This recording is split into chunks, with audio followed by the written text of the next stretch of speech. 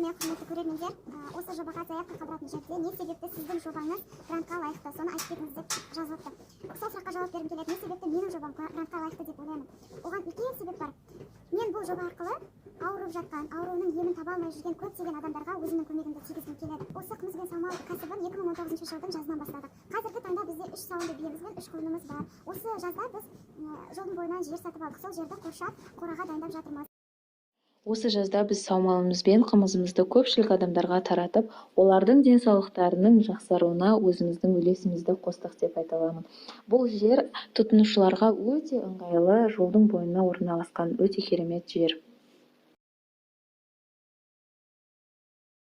Грант ұтып алып жатсам, сол жердің құрылысын аяқтап, адамдар сол жерде жатып, бір апта, 10 күн қымызды күніне аш қарынға 5 рет ішіп, өзінің еміне шипа табуына атсалысамын.